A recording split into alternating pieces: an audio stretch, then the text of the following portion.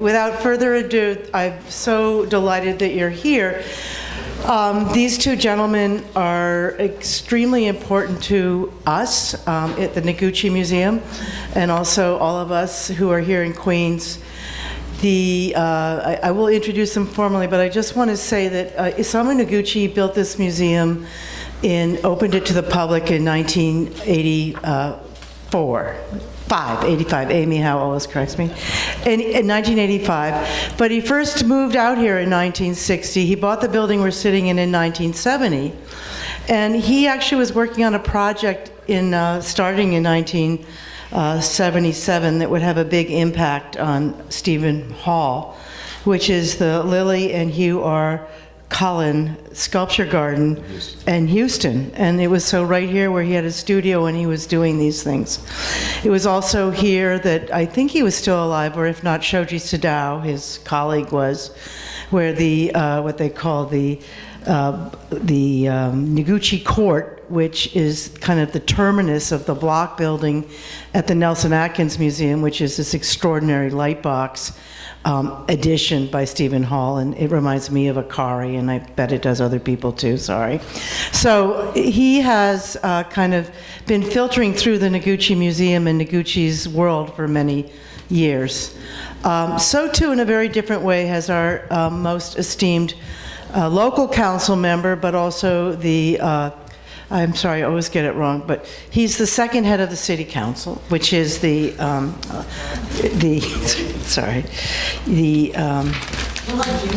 majority leader. Yes. Thank you, majority leader. Yes. Thank you.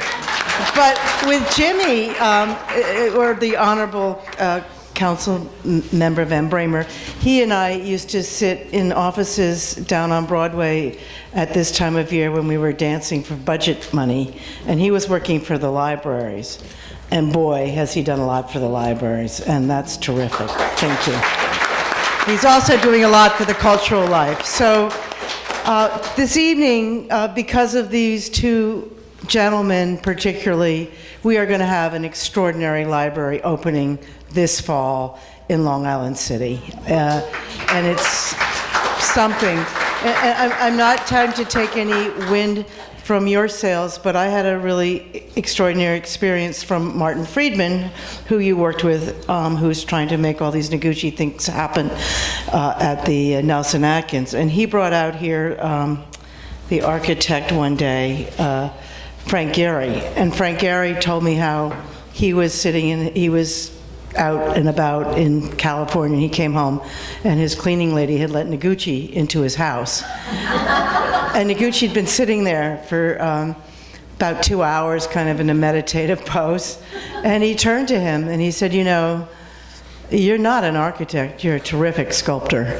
And I do think he would say the same about you. So here, gentlemen, I offer it up. I'm sorry your wonderful colleague, Chris McVoy, who's on our advisory committee, can't be here. I'm here more to listen to what these people have to say. And of course, I'm never quiet, so I'll add things in from time to time. So welcome, and here we are. Thank you.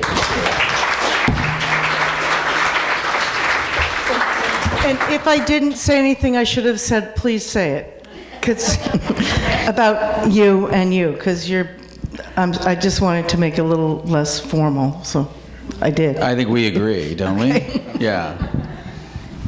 First of all, I just want to say thank you to Jenny and to Noguchi.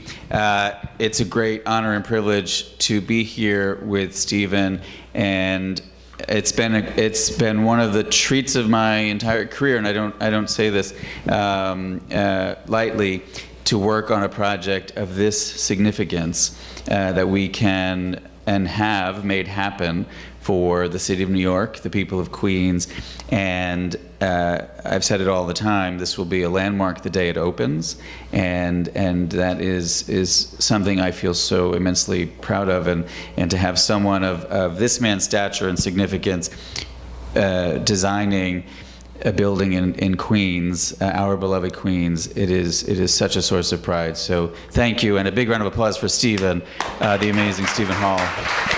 Whoa. I mean, this building would not exist without Jimmy Van Brenner, that's for sure. I have to tell you this, the process was a long process to get to where we are. Torturous. Let's be real. It's been Because torturous. The site, if you go to the site, you'll notice it's pretty generous site. In fact, you could build this library on one floor, just across the site. It would just be, like a taxpayer type of a attitude to, and I think that there were some people in the committees and whatnot that thought that was a better approach. And when I made my first drawings, of course, I said, what this site has is this incredible power of the views to Manhattan, and to be able to give that back to a community library as one of their aspects would be one of the most important things. And I made a vertical design, which was about inner space and outer vistas. And, and we'll talk about it with the drawing, but Jimmy knew it right away, fought for it, and in fact, you only, as an architect, you realize that the most important thing is to have a client that believes in the art, in the idea that you're trying to get through. And sometimes when you have a private residence, that's a lot easier because there's nobody in between you and them.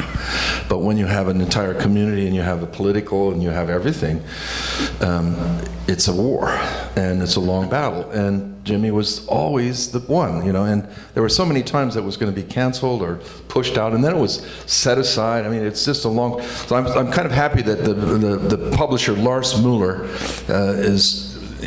wants to do a book on everything that happened from the first sketch. So we'll get all of the political stuff in this book too. Those kind of rejections and whatever, those meetings and all of that stuff. And so I'm looking forward to the book. It sounds like it's going to be more of an expose on... Well, yeah, it's interesting because when it came out in the New York Times, Nikolai Orlosov wrote a beautiful article. I think it was Public Buildings Should Speak or something like whatever the title was. But then it went on hold for like many years. I mean, that article came out in 2010, right? 7 years ago. So I think the book, Dimitra Zakrelia, the architect, my wife, is working on the book. It's already started to get mocked up, but I think it'll be really interesting because of all the politics, and you understand how hard it is to do a work of architecture, Yeah. So, but I was thinking about coming here today and how many times I've been here. I love this place. It's one of my favorite, especially outside, where you have the inside and the outside merging. There's a hole, a tree grows up, the light comes in, the wind blows through, and then you're outside, but you're inside because it's enclosed. This whole business between inside and outside. I mean, he was a great architect, Noguchi, and he was a great sculptor, and he was a great landscape architect. And one of the things, that has drawn me to Noguchi from the beginning is I believe that these boundaries between the disciplines are arbitrary. And the best work is done by people that can move between these and not worry about them. And I remember, when I first came to New York, my good friend Guy Nordenson also was insisting that, because he knew, I don't know if Guy is here. Yeah. He was an intern here. Is Guy here tonight? And he was always going to invite me to come and meet Noguchi, and I never connected the wires, unfortunately. So let me ask you a couple of questions, if that's all right, Jenny, right? Yes. Because what is going to be opened when our library opens is a really stunning work of art, right? An incredible design, and you had to work with the City of New York.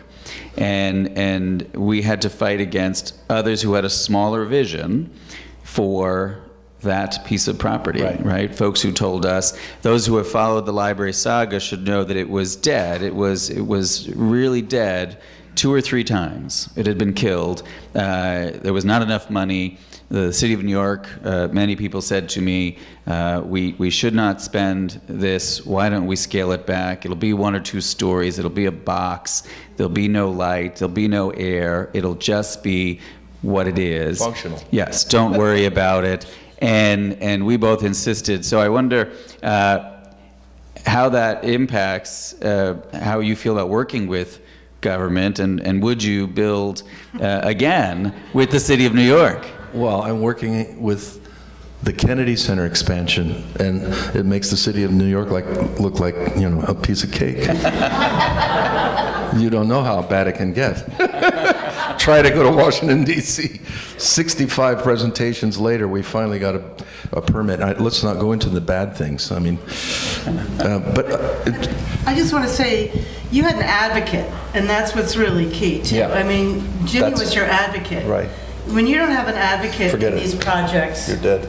we've been through a lot of them here at the Noguchi Museum, and this one will be everything it can be because you had the advocate you've had. Can I just, in case somebody doesn't understand the building, now that there's all these people here, could we just have the diagram of the watercolor of the section, the first two concept drawings? Yeah. This is such an important site. There's Lou Kahn's Memorial, Le Corbusier, and could you stop the thing? Is it possible? No, it just keeps going. Okay, so let me just tell the story. You can. We can't stop it? Not in the wrong place, though. The next one. Go back or go forward or whatever you can do. That's the museum in Houston I can talk about as well. But I just wanted to say a little bit about the design process because, you know, good things are never easy. They're as difficult as they are rare. And right, the water. Okay, those two watercolors. There you go. So what happened was, we wanted to do a vertical building. Jimmy was agreeing, but I think you didn't see that we did 30 designs for this site. No, we did I'm glad I didn't see horizontal. No, we did everything, and I was struggling, and in the conference room, we have what's called Theory Hour every Saturday, 10 to 11 o'clock, and we invite everybody to argue, and Olaf was there. Olaf is the main man running this building. He's so calm. But you don't know how hard it is. But we had these 30 schemes. I mean, it was, and the one critic, Yehuda Safran, liked the flower pot scheme. You know, come on. And I hated it. So I said, wait a minute. And I took a piece of a sculptural experiment called Reversal that I was working on in Lecce, Italy, and I put it down on the site. And I said, you know what? That can be the building. And I got so excited, I took that little model in my coat and I went to Rhinebeck and I drew these drawings in a single weekend where I said the most important thing about a library like this that's vertical is you could see this view, but you have to balance it with the book and the digital. So this section is the key because what you see, this diagonal cut in the facade, that's the way up through the different levels. So you see the perpendicular view to Manhattan, but what you also have to understand is what you also see is books. All of these tiers are books, and on the back, everybody's on their computer. So I'm doing it's a statement about the balance of the digital and the book, the key to the building. And you can see in those couple of sketches, and then, can you go to the next? So, well, you can't see this very well, but when you go into this space, it's amazing because it's just simple. It's a 20,000 square foot building. But, you know, the fact that I could go up in a weekend and draw all the plans in sections, and Olaf said, basically, that's the way the building is. It's as an architect, that doesn't happen to you very often. It's happened to me before, but it's almost like it designs itself. You know, and then we were talking about the relation to Noguchi today, and I think all these dimensions, you know, this notion of inner space and outer vistas, which is central, this notion of materiality, the idea of, you know, every piece has this sense of the structure. I mean, these steel plates holding up this massive piece of stone. There's a sense of gravity. In this building, there's no columns. The concrete holds everything up. And Olaf was telling the story that when they put the steel beams in that span from wall to wall, how did that, they have to pour the... Well, they have to stop the concrete pour, then install the steel, and continue with the concrete to get the steel. Right. We never thought that was going to be, that's a difficulty we never thought about. But there's no column. So what you're looking at is the structure, the concept, the form, the way in, the vistas out, and the movement. But when you look at the other side, you also see, and this is what made me think that sculptural object, you know, there are three constituencies in a little community library. There's the children's library, which is very important, but it needs to be acoustically separated from the adults and the teenagers. So when you look at the facade coming from the east, you see these three constituencies cut into the facade, and that faces the reading garden. So it's a kind of a one-to-one building about concept, form, structure, and relation to Noguchi, I think also somehow, when I was thinking about it, and I'm looking at this work in here, these cuts are little Noguchi-like geometries. You know, I mean, one of the things that Noguchi did, you know, his whole life, he believed in what I would call a kind of the meaning of abstraction to have a social purpose. You know, he studied the works of Lisitsky and Rodchenko, the Russian constructivists. So there was this feeling that continued that abstraction was important, and things didn't have to become literal. That they would. I mean, those playgrounds, the early playgrounds, are all about a social purpose with these abstract shapes. So I'm thinking, in a certain way, yeah, that's a continuation of a basic philosophical belief and hope.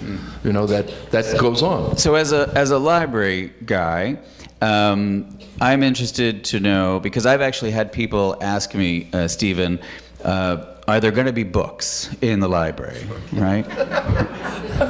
Where are there going to be books? All these are books. And purple walls. And I, of course, know, because we've walked through many times. But I'm interested because libraries do need certain things, you know, like the children's room, like the staff rooms, and yet you've created this incredible work of art, and I wonder how you were limited by the library's needs, if at all. What happened was, I had studied it so many times. You know, the community meeting room had to be so big that fits right underneath this section. That door, you go right in there. It just fits perfect like a glove. And I knew how big the children's. In other words, once you, as an architect, you have to wrestle with the functions, but if you do a few designs and you reject them, it's all set. You know exactly how big everything is. And you can put it in any shape, basically. So then the question is finding the right geometry that has a meaning to the site and to the circumstance and to place. And sometimes if you look too hard at the place, you can't find the form.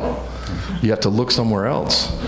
It's a difficult thing to describe in words, but once the correct geometry is is there, all that stuff just fits perfectly. And like Olaf said, we basically didn't change anything not much. I mean, adjustments, refinements, but it's an interesting, but you have to do a few schemes. If there's architecture students here, you can't do it in 13 weeks. It takes 6 months, right? Design takes a long time to get it. Unless you're really lucky, you can hit it. Now, I did that once with a house called the Y House. I did it in a weekend, but that doesn't happen very often. Nothing with this project took a weekend. No. Nothing. 6 months to design, and then now it's 7 years to realize it. But The other thing I want to say is, in terms of social space, the sight lines are extraordinary. You're a child and you're looking at the United Nations. It's going to reaffirm what the United Nations is. Fantastic. And it's a different kind of social space. Yeah. It's a social space that defines a city. And it's like this huge, wonderful piece of public art that then affirms everything around it, which is a little different, that's all. I had a professor who, Herman Punk, bless his soul, was a wonderful professor at the University of Washington. When I first started, he said, a building must be more when you go in it than when you look at it. And this building really is. That's the prize. It's more when you go in it. And you can't go in it yet, so you won't know until December or what? November? Hopefully, yeah. Okay, Olaf promised it. Olaf is not in a position to promise. Before Thanksgiving. If you can promise me that, Olaf. Yeah. Oh, now it's thrown to DDC, right? We need to thank DDC too, if they're in the house. Thank you, DDC. You can. Oh, yeah, thank you. Thank you. It's been a little bit of a ride. I'm sorry. It's been a little bit of a ride. Yeah, but one of the things you have to say, though, in the positive sense, is that other cities, other institutions don't give any hope to architecture. The GSA for years has built garbage, because they hadn't cared about architecture. Sure. So at least, even if there's a bureaucratic quagmire right now, but at least that first hope that allows this to even to happen is there. Yeah. So that's, in a lot of other places, that doesn't happen. It happens in Europe, it's wonderful. Like in Finland, every public building has to be a competition, an architecture. Architecture means something, so you really have to, it raises the bar. But we, as a government, haven't been able to, but that's why the DDC, even if we have to say, thank God they're there. Yeah. Well, it is truly a new civic build. I mean, it's really one of the most amazing public buildings being built or having been built in the city in recent times. Because what you're saying, I know that to be true. And as someone who has been inside the building, and I can't wait until that day when everyone is able to go in there. And obviously, the building will be used by the moms and dads and the families in Hunters Point, Long Island City. But I think people from all over the world are going to come to see this building. I have to tell you a story. I'm doing a library in Malawi, Africa, and I was flying back from Africa, and I said, I'm not going to fly all the way back from Cape Town. I'm stopping in Paris.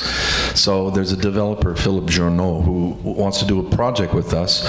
So I emailed him, I'm going to be in Paris for 2 days. He says, oh, I'll arrange a dinner. So he arranges a dinner. I come, and it's right near my hotel, so I don't have the jet lag problem. I could just go to the dinner table, and there's like 8 people there, and he's not there yet. And the one sitting that says hello to me is the deputy mayor of Paris. And he says, what do you think this is? And he has a big iPhone with pictures of the inside of the library. So the day before, he had been here, and Rick Bell from the DDC, good for the DDC, had given him a tour, and he was totally impressed. Wow. So here I come for one night in Paris from Malawi, Africa, and the deputy mayor showing me pictures of the inside of that building. Pretty great. Queens has arrived. In a big way, which is part of why, as a kid growing up in Astoria and now living in Sunnyside, I really wanted this for our borough. I really wanted something this special, this remarkable, and why we fought for it. But I wanted to say that we've been through, Stephen and I, the building several times, and the last time I went through, I think it was with the library in DDC, and I stood on that second story, I guess, sort of balcony, and looked out into that giant window. Yeah, right there. I was standing right where the sun is hitting. And you can't really understand the size, right, and the scale of that window. And I was looking straight out at the UN building, and there was just openness. And I said to your folks, I don't know if Olaf or somebody was there, and I was like, what's going to go up here? And they said, nothing, just glass, right? That is such an amazing thing, that children and people are going to be standing there in their neighborhood library, and not just a small window like these here, but this giant window to the world, as they are standing in their local neighborhood public library. That is a remarkable thing. That's great. And they each also pretty much have their own separate private experience. Right. Which is pretty great too. I mean, reading a book is a private experience. You should have that visually as well, I think. Right. So you've done that. And I don't know if folks know, but there will be a rooftop stadium-style tiered seating garden reading area and performance space. And a coffee bar. And a cafe. A cafe that anybody can come to. I mean, it's... On the roof of the building. On the roof of the building. Cut. That's that cut. The top cut is a public roof terrace and cafe. But isn't it also, I mean, you've worked in libraries for a long time.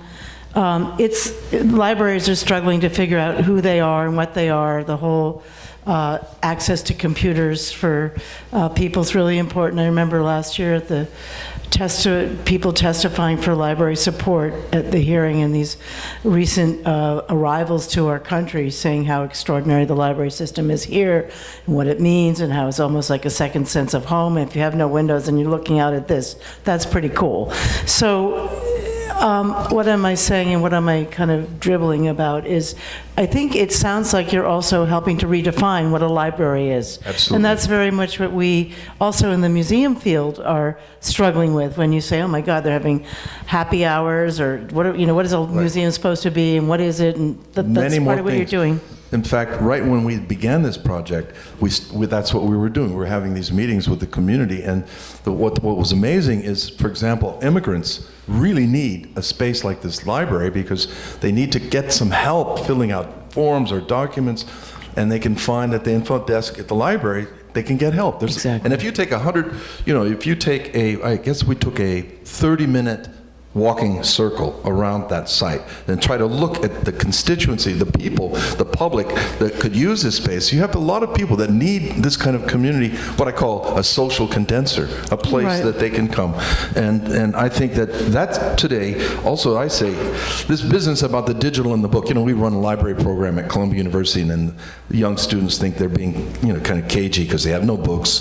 So what? But I mean, there's a balance, okay? There's a balance, and there always will be a balance. The book is not going to die, but that's not the main purpose at all. The main purpose is more like a social condenser. That's what this place is, and a very hopeful, let's say, symbol of a city that's otherwise just faceless towers that they don't seem to have a public face. So it needs to have a presence so that you understand it's different from all these blank towers. That's right. I mean, lately they've been putting some public libraries in the bottom of big condominium towers, but you don't have a sense that that's an invitation or it's in the basement of another big condominium tower. And I have to say, Stephen, that was generously offered to me here. There were, when we were on life support, when this building was on life support several times, we certainly had folks who came and met with me and said, we know your library is in trouble, right? Somehow these developers know everything, right? Yeah. And they said, we would be happy to build like a 30 or 40 story building on that site, and we'll give you the first 2 floors for the building, for the library. And I said, no way. Never. This is what was promised to this community. And so that has to go in the book. This is very important. It's true. It's a true story. And even if I could have gotten it more quickly, which is what they were promising. Sure. Right? They were like, we know this thing is not, and how long it's taken. It'll be worth it the day it opens. It'll be worth it 100 years from now. And I wanted to speak to what Jenny just said, because when Andrew Carnegie, gave probably the most significant philanthropic gift we've ever known, which is to build libraries all over the world. Those were very, very special libraries, very, very unique structures. Even in small neighborhoods, they had very significant architectural gems that were the center of the community, right? No matter where you go, even up in small towns in Columbia and Dutchess County, right, you see some Carnegies that are still there. And then we got away from that, right? We have in Queens, for example, the Lindsay era buildings, right, which are 7,500 square foot boxes, and they were functional, and communities got libraries, but they didn't get community centers, they didn't get hubs, they didn't get sources of inspiration. This is a return in a very, very profound and big way back to that time when we understood the value of design and civic structures. Do you think also that has to do partly because you work so much in libraries and you have that sense of history that it has to do with you too, affirming that should happen in this community? Well, from your own background. I mean, not just as a politician. Yeah, no, I think most politicians don't care as much as you do, as I do about design, as I do about architecture, aesthetics, and I'm the chair of the Cultural Affairs and Libraries Committee, and I like to think, as a gay man, I care about what things look like. Yes. But I think one other thing too, which I think libraries are about and always have been about, and I think it's one reason I love this museum and have been here as long as I have, we're about affirming the individual. Affirming the individual in that, anybody can be anything they want to be if they are somehow given those tools. And it doesn't matter where you come from economically if you're given those tools. And a library is a place of entry, as is a museum. And for me, here, working in the museum founded by a single artist, he was extraordinarily prolific and worked in so many different ways. But I watch kids from Queens outside my window, and I had this experience, and this is the most diverse borough, as we know, and 1 out of every 5 people, at least Helen Marshall used to say, comes from another country. You see these kids, biracial kids, in this garden, and there's a sense of ownership, there's a sense of their otherness that they're sharing and experiencing, and somewhere they realize that this was all built by one man who did not come from a lot of advantage. And I think more and more in our social spaces, I mean, that's why the boxes of the Lindsay era didn't work. You could go and take out that book and read it and get lost in whatever world you wanted to, which is a wonderful thing. But just affirming people is that's what we need to do. So that's what. Just today, we opened a brand new library at LaGuardia Community College in Long Island City, and it was a $15 million expansion and renovation of their existing library. And it's a beautiful, beautiful space. It is not quite as soaring as this, but it is still very special. And I said to the students, because that is a community college where the student population is in the 90% range of immigrants from Queens. And what I said to them, which is that, for me, these spaces are about conferring dignity to the human being who's occupying them and going into them. And you have all of these young people who are from other countries, so many of them, the first in their family to ever go to a community college, and then they want to go to the library. And when they go to this library now that opened today in Long Island City, they will have a sense of their own self-worth, their dignity, and their promise, and that we as a city of New York thought enough of them to spend the money, but then also to design it in a way that speaks to who they are and what they can become. And that's what I love about design and what we can do with it. And if the city of New York, which we have been doing, invests and does the right thing and has a bigger vision than simply getting it done as quickly as possible for as little as possible and getting to cut a ribbon, because this isn't just about cutting a ribbon, though we will cut a very nice ribbon in November. But we want to leave something that's important well beyond for the future. When we're gone. Yeah. Just because this is the key that we're here about, but also Stephen has inherited these Noguchi projects. I do think, I don't know if you want to talk a little bit about, Sure, we can come back to this, but a little bit about the Nelson-Atkins. Right, I'd like to. Can you leave this up? Even Houston. So this is a diagram. We were in a competition to do the expansion of the Museum of Fine Arts in Houston against a couple of really famous architects that I won't mention that we beat. And the rule was you're supposed to build a 7-story parking garage in order to free up this site, this in the upper right-hand corner, for the new museum building, 200,000 square foot new gallery expansion. It's a huge expansion project, the largest ever undertaken by the Museum of Fine Arts in Houston. And Mies van der Rohe's right across the street, and this is the Noguchi sculpture garden. And I said, basically, you shouldn't build a parking garage. You should just put a layer of parking under, connect everything, and you can double the size of the sculpture garden, and it'll be bigger than Dallas, and that got them, by the way. But in order to do this, you have to build a new school. But the Glass Hill School could be shaped like a roof garden, and you could look back and see the whole campus. Anyway, it's under construction. But the connection to Noguchi to me was very important. The next slide. Can you do the next slide?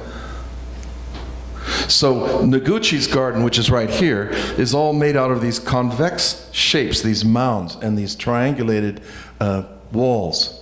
And our building is concave with light coming into the Texas sky.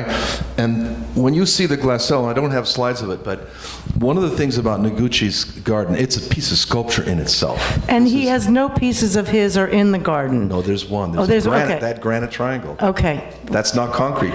Okay. He is very sly about that. Okay. One. Yeah, and people don't mention it, basically. It's a very interesting thing. But it's a total work of art that then it receives Matisse's backs beautifully, it Right. receives Giacometti beautifully, it receives Ellsworth Kelly did an invitation. But the interesting thing, is that you feel the diagonal, the presence of the diagonal in that sculpture garden. I was just thinking about this for the first time today. We have to record this or write it down because I didn't really think about it until I spent the whole morning reading about Noguchi. And those diagonals are at the center of our project, this building here, because we took the ramp up and then I took the angle of that ramp and I built the whole building out of big stones, precast concrete, that are full of these strange diagonals, which are right back to Noguchi again. So there's a kind of relation, I think, between Noguchi in that case. And then the other project, the Nelson-Atkins, was the first time I was dealing directly with Noguchi, and from the first watercolor, I wanted because they have the largest Noguchi collection outside of this here, museum, and that watercolor was part of the competition, and I had Fountain, because they had Fountain. You can see another version of Fountain right out here in the garden. It's a spectacular piece that the water just moves. It's such a meditative piece. And I said, let's have, right outside the glass in the sculpture garden, let's have a piece of unfinished from Shikoku Island, where his other, and to this day, I'm still fighting to get that piece delivered here. We'll work on it. I'm not giving up. I know. It just can be having there are so many unfinished pieces over there, and then you'd have this inside-outside relation, and that would be something really. There's a number of pieces in this wing of the Nelson-Atkins, but that fountain piece, that's right from the watercolor. You see how the rocks go outside, and it's missing the other unfinished stone on the outside. How are those projects funded? Do you know? This is by Don Holl, was a great client, the Hallmark cards. He's like you, right? No, it's A like little richer than I am, though, I would just say. somebody You're just starting, Jimmy. Somebody has to be the advocate, the kind of just through all, because there's so many troubles in building a building. Oh my God! So someone has to just believe in it. And when we won the competition, it was against a lot of really important architects, and Ada Louise Huxtable, bless her soul, was on the jury, and so was J. Carter Brown. And we won, unanimous. We also broke the rules. They wanted to add on to the north side of the building. We said, you shouldn't touch the original building. You should go down. It's a beautiful building. Into the garden. And but I didn't really know who the boss was. I couldn't figure out. And then when we got we finally got a contract about 4 or 5 months, 3 months later. And when I was signing the contract, I noticed the other signator was Don Holl. So I knew who the boss was.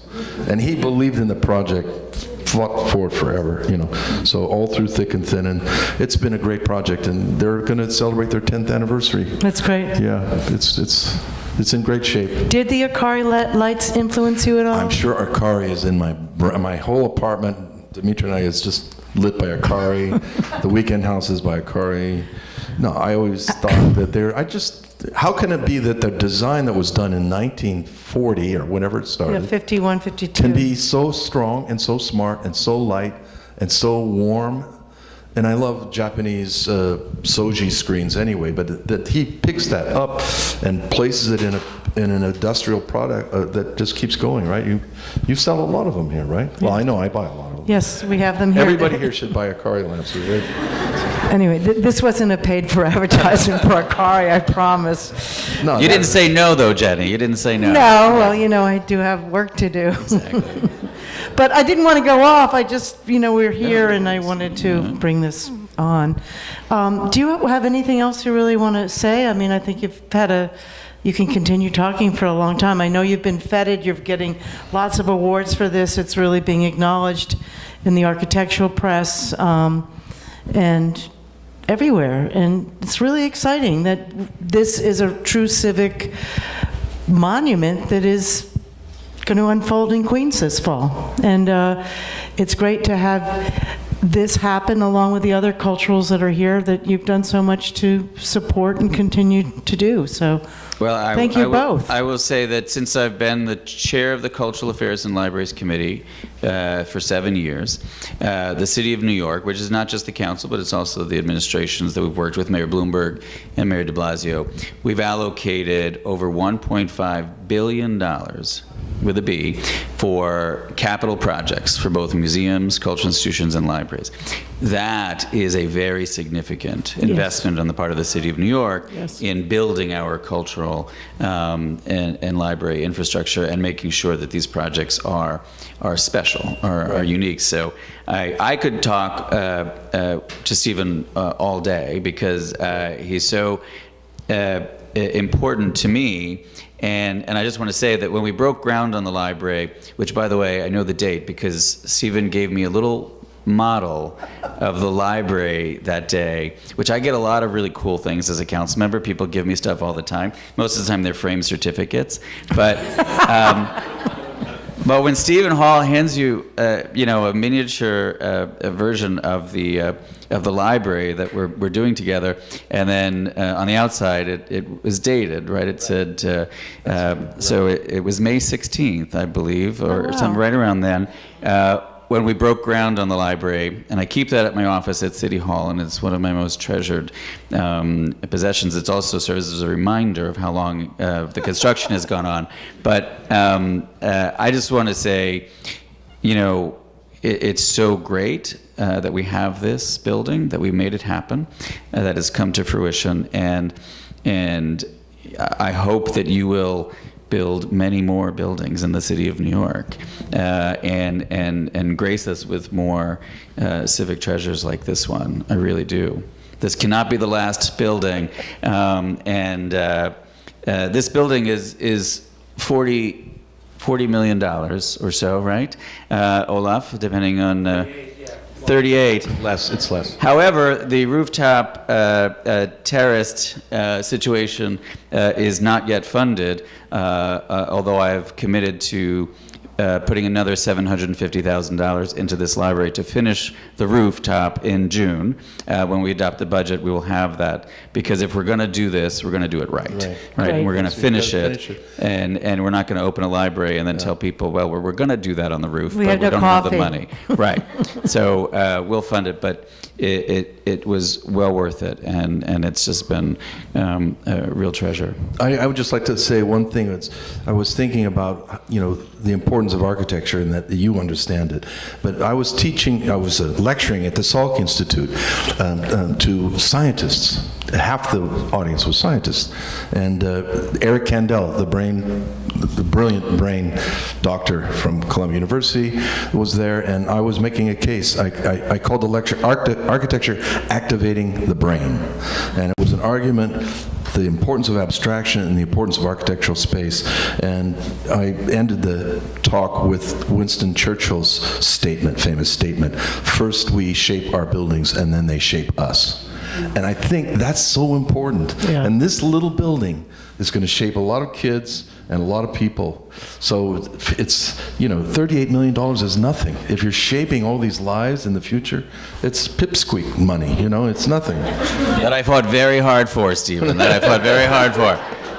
They all wanted it for other things, trust me, so I had to fight them hard. But I hear what you're saying, and I agree, but there aren't enough people in government who believe what you and I believe, and what I think many people in this room believe, that we should be funding libraries that look like this all the time. Yep, I agree.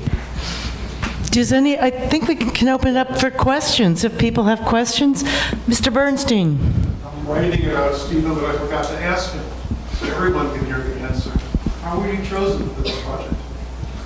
We lost a competition for an earlier library, and I think when this came up, they gave it to us. I can't remember exactly. I can't. Hold up. What happened? Excellency program. Design sure. Excellency program, and because of our portfolio of excellencies.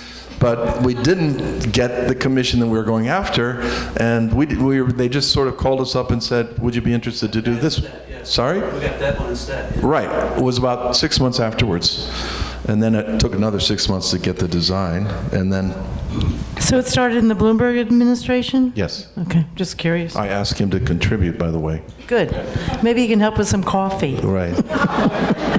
Although I think it's fair to say, because I started working at the Queen's Library in 1999, and there was an effort to build this library, at least dating back to 1999, and there was a previous version of this library that had been chosen.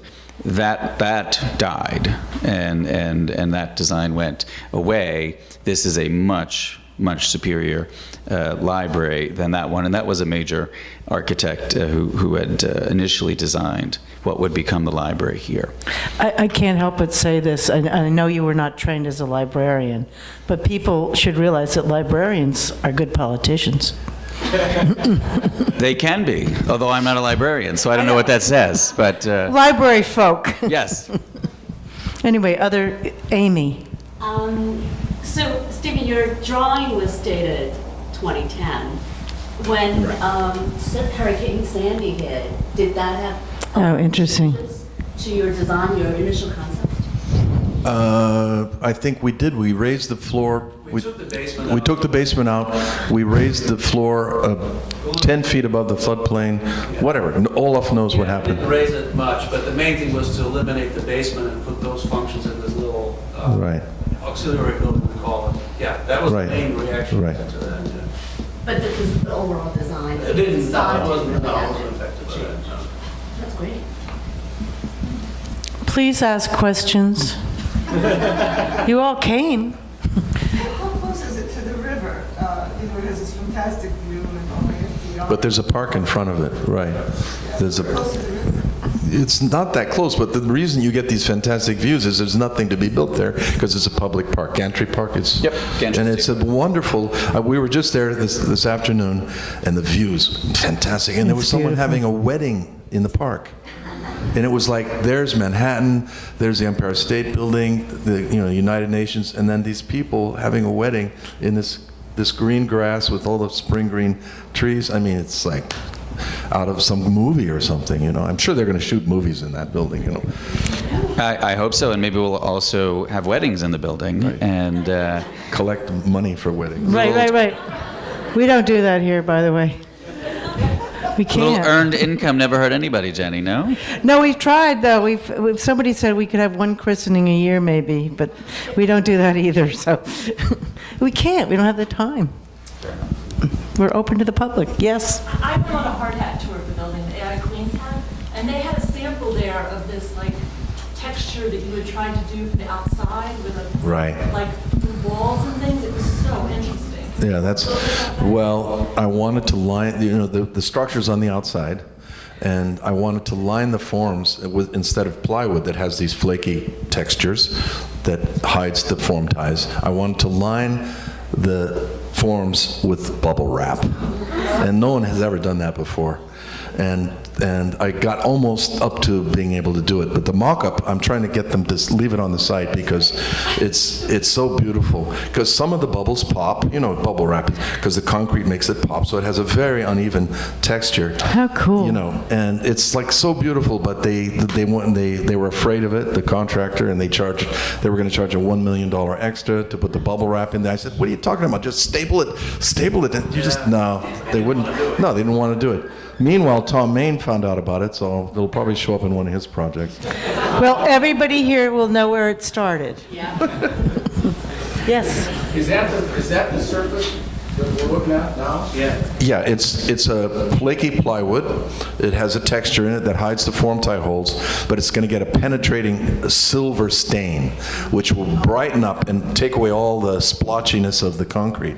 And you can go on site and see that silver stain on the concrete blocks. There are two little utility buildings for the park that form a garden wall on the north side, and then there's a sample of this stain. But because of Olaf's, do you want to tell why it's not painted yet? It's supposed to be painted like 3 months ago.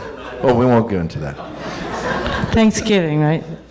What's that? Thanksgiving? That's what Before you that. promised.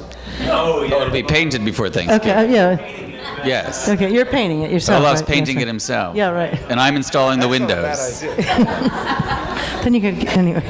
Nani, sorry. Is there anything, the bubble wrap question made me think, is there anything that you really loved that didn't make it into the building? The bubble wrap, I would really have loved that. That would have been the first time anybody ever did that. And also, you wrap books in that bubble wrap. And it has something to do with the feeling of books, because everybody gets their books wrapped in bubble wrap. And it's gorgeous. I mean, you can go on the site and look at the sample. It's gorgeous. It's a gorgeous material. Maybe the guardrails would have been the perforated, that we had to give up and give the steel rails with the wire. It's like ships, cable rails, like stainless steel cable rails.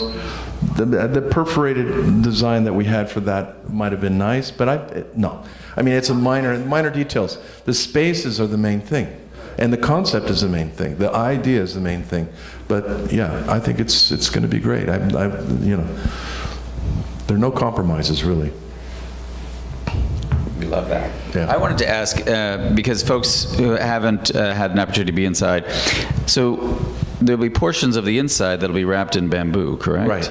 And Most of it. Most of it. So it's going to be wooden on the inside and concrete on the outside. Which is going to be gorgeous. It's good acoustically, too. Yes. What's the inspiration behind? Bamboo is the most sustainable material now on the face of the earth. I'm doing... Actually, there's one thing I would have had it geothermally heated and cooled, and that got VE'd out. We just did basically a net zero house in Rhinebeck, 940 square feet, geothermal heating and cooling, solar energy on the top. It cost $40 a month to heat this building at 70 degrees this winter, whereas my weekend house costs like $1,200 a month in oil. This is the future. I think that Elon Musk is correct. There's going to be another culture coming that's very hopeful, because we're going to be using renewables for everything. Right now we're on the depletion culture, which is a silly thing, because if once you're into the renewables culture, you're into another future. Basically everything's going to change, because there's an optimism in that you don't have with digging coal and oil. All that stuff should stay in the ground. And unfortunately, we have ignorance in the middle of the White House now, and that's the worst That's why I thing. was suggesting library people make good politicians. I was also stunned that there's only ignorance in the middle of the White House. I think it's pervasive in the White House right about now. Okay. Other questions? Yes, sir. It sounds like there's a bit of a pattern when you approach a new design composition that you try and think outside of the square. How often can you pull that off?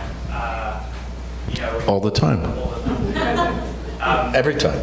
Okay, and is that something you generally try and do? Absolutely. I mean, I think for me, the excitement of architecture is in the beginning, in the ideas, in the freshness. And also this connects me to Noguchi, because, as an abstract, inheriting the belief in abstraction, he did one major thing that all of his peers weren't doing, and that's connect to the site and the materiality. And he believed that stones have spirit, and certain stones had to be from certain places. And he went to great efforts of bringing stones from Japan to these certain projects, and you can just read about it in that wonderful book. The best book for me is by Maria Torres, A Study of Space. Right. It's a fantastic book, and it tells all these details about Noguchi, if anybody's interested. So I think my first manifesto was called Anchoring. And I argued that an architect shouldn't bring a style that he tries to put on, that you should begin with the site, the circumstance, and try to find a meaning in the site. So I'm a modern architect, but it's not the same as a deconstruction or anybody who just has a vocabulary that they try to move from site to site. And that's connecting deeply to Noguchi's theories and beliefs. So that's, yeah. She's writing another essay for us, actually, on another exhibition. It's a great yeah. book. That's a great book. Yeah. Yes. Could you say something about the afternoon sun? Oh, The afternoon what? sun. Afternoon sun coming through the window. Oh, it's going to be a problem? Olaf? Oh, we have curtains. We have curtains. Do we have curtains that you can see through there? And they cut the sun. They cut the sun glare. And it's kind of a little metallic-like curtain, right? Yeah, the sample we looked at. Right. Is this the glazing of the windows that is being done or was done, or no? No, it's a separate curtain on the inside. We've got the sunlight as well. Yeah. In addition, we have Right. a curtain, so when we have the western sun, it cuts Got it. there. Right. And the reason we went to that is also they have acoustic value. I think we have perforated bamboo to help us with the acoustics, and we have those curtains will help us with the acoustics. And there's there's bamboo on the inner walls too. You know, when you build the structure on the outside, you put the insulation on the inside, and then your bamboo surface. So there'll be a acoustic value all the way through. That's very important in the library. Are all the books going to be publicly accessible, or do you have some in a deep storage more? No, it's an open stack library. Yeah. I have to fairly say that we do, this Kristen Wassman was the first person from the Stephen Holl office to interact with Noguchi in the Bob Wilson exhibition he helped design. And then, of course, we have another alumni, our wonderful archivist, Janine Buono, who we stole from you. So we continue to... Come back, Jean. Come back, Janine. Anyway, yes. Is there a library or libraries that you look to when you're thinking about this? Oh, great. Oh, I love Alto's Viipur Library. I was on the committee that helped restore it back to its, original shape. That's one of the great buildings. That was early Alto, 1939, I think it was. I love Hans Scheron's library in Berlin, not next to the Philharmonie, which is a kind of amazing kind of maze of spaces.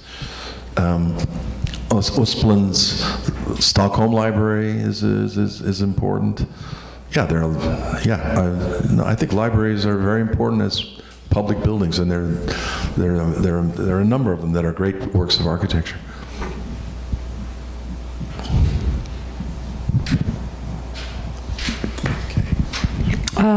Yes, sir. Question again. Yeah, generally with any new building proposal like this, going back to the beginning of the process, how many watercolors will you go through? Brainstorm. Well, this one, there were 30 designs, so every one of those designs probably had 10 watercolors, so that'd be, do the multiplication, you'll get it. I have more than 50,000 5x7 watercolors. And they're all chronologically ordered, so I can find out every design of every building. I can find the beginning point, and it's kind of an interesting, it's like a brain. I have it right above my desk in the office, so I can find any of those beginning points. It's very subjective. I believe in the subjective, dimension of architecture. So you can't get that from the pragmatics. It's, the merging of painting in a thought. Are there any other questions? I would like to thank both of you very much for your generosity of spirit and for bringing this extraordinary new building to Queens. Anyway, thank you. And thank all of you, because without an audience, it's never much of a program. I was saying to somebody, our very first program had one person 9 years ago, so this is, we've grown. Please be happy to have you stop and have a glass of wine and hang out for a little bit if you'd like. And again, thanks for coming. Let's give a big round of applause to our guests.